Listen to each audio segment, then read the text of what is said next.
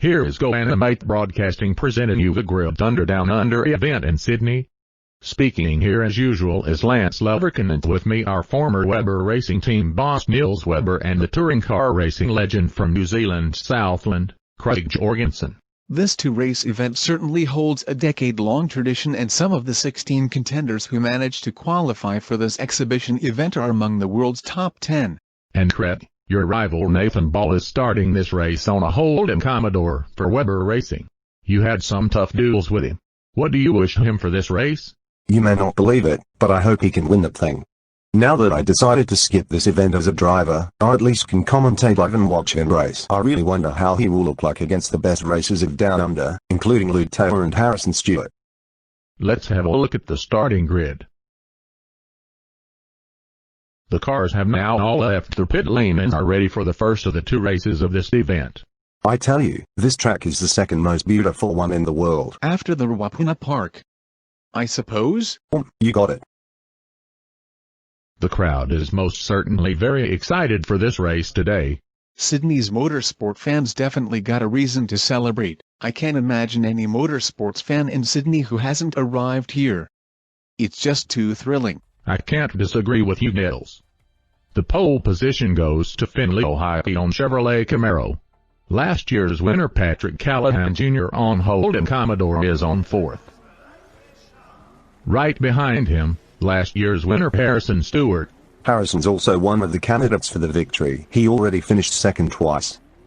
Nathan Bell, his teammate, only is in 7th row however. We're ready for the start of race 1. Ready to rumble. Good start from the pole setter. Heike manages to defend the lead. He definitely needs to win this thing, since for race 2 he only qualified 15th. Hall from the Apex Concepts team is in second. I tell you, that will be a race you guys won't forget. And Bell storms up front from 14th. And he hit Callahan, who's dropping back. Neck made his way up from 14th to 5th within a few corners. I told you that he's a reckless driver. You already had it experienced yourself more than enough, didn't you? Heike, Hall, Martin, Stewart, Bell. Not anymore, Lance. Bell just passed his teammate. Okay, forget what I said. Harrison Stewart is 4th again. And our leader tries to pull away again. Leo is absolutely fantastic when his car is going well too. And now we almost finished the first lap, and we can see that in the midfield the drivers are really close to each other's. 8 tenths between first and second, and then a gap of a second to third.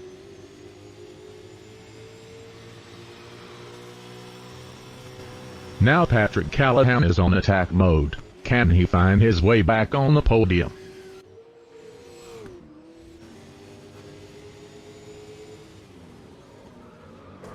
And two drivers went off the track. That Hall and Bell. I knew that he just can't leave it. As usual. The two dropped back to 9th and 15th. Heike's gap to Callahan is now nearly 3 seconds. And Bell now passed Kwiatkowski for 8th. And now he passed Hall's teammate Martin Souza.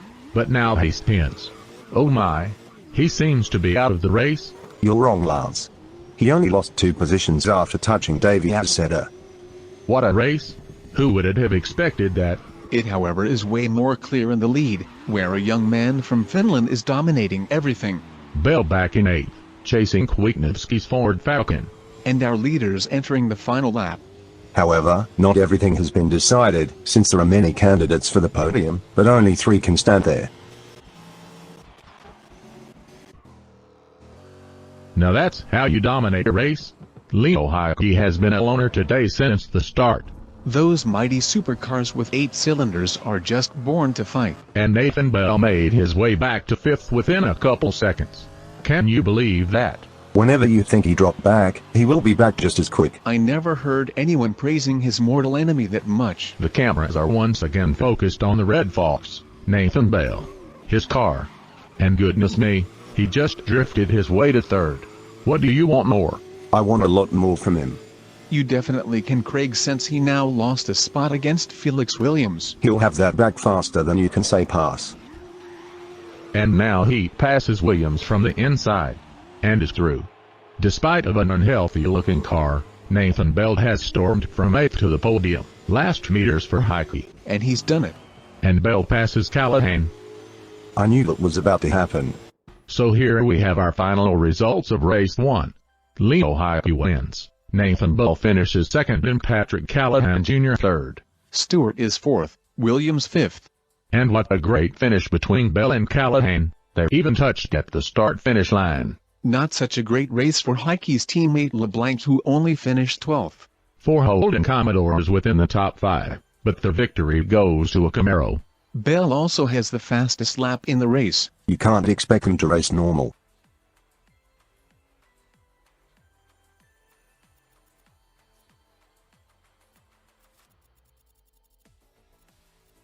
In the team standings, Weber Racing is leading. What a thrilling race, and congrats to race 1 winner Leo Heike. He however won't have it that easy in race 2 due to starting from the last row. So I see better chances for Bell and Callahan. Craig, who is your favorite to win it all? Definitely our Red Fox Nathan Bell. He has shown us what he can do today. So if he can finish 2nd from 14th, then he also can win from 13th. We'll be right back after the commercial break to broadcast race 2. Everybody those days just wants fast food. Burgers, fries, chicken McNuggets. Because they are so fast and easy to make. But guess what? Here's the fastest food you can imagine. That's right. A fresh apple. Just pluck it from the tree, and you can eat it. That's what I call fast food. Joking aside, if you want some traditional southern cuisine, may it be chicken fried steak, country ham or sweet potato pie, come to Muggs. Best restaurant from Kansas to Florida. And everybody is ready for race number 2, which will be deciding everything. The points of the 2 races combined will determine the overall winner. Let's get it going. Here the grid for race 2. Luke Taylor, Martin Souza, Christian Kwiatkowski. None of the top 3 of race 1 are starting in the front rows in race 2. But trust me, they'll all be back. Felix Williams is in 6th. Matt Malone in 7th.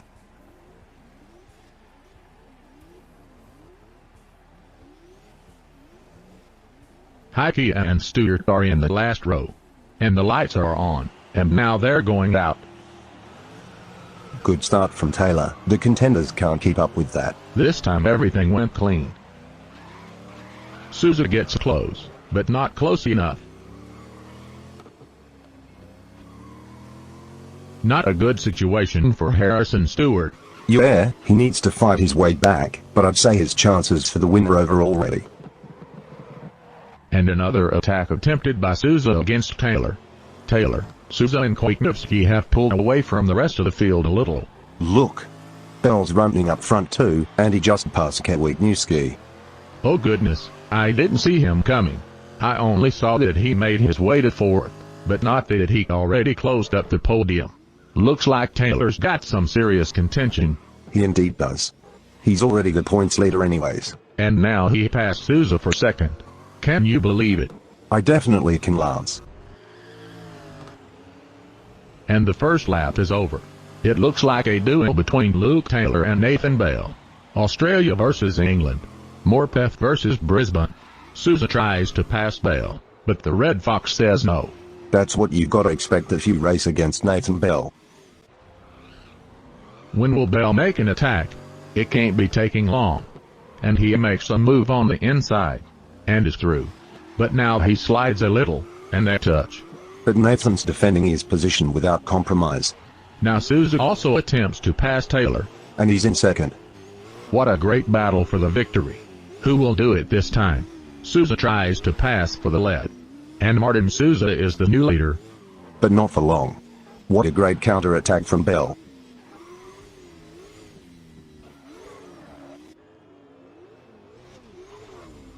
Souza tries to take back the lead, but to no avail. We're now entering the final lap of this event. Souza and Taylor are battling side by side for 2nd. Last lap. And Crep, I kinda can't believe that you are praising your rival that much today. Well, I don't have to race against him today. But I pity for those who do. And now he's slidden a little again and lost the lead against Souza.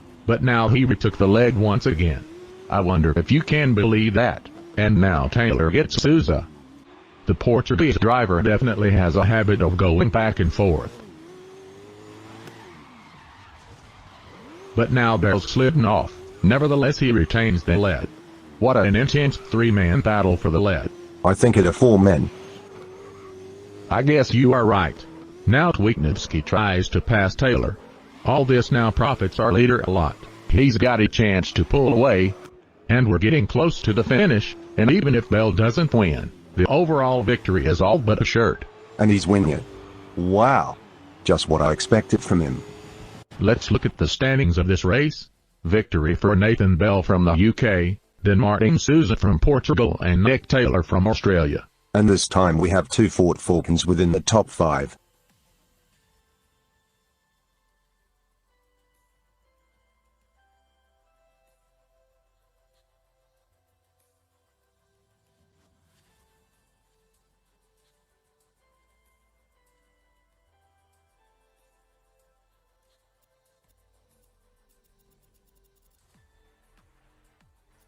And have a look at this massive points gap.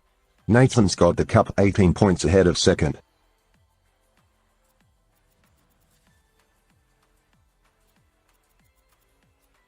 And Weber Racing also won the Team Cup, despite his teammates' poor performance. That shows how close the field is. Well, with touring cars pretty everyone has equal material. That's also what makes touring car racing special. Here it's all about the driver.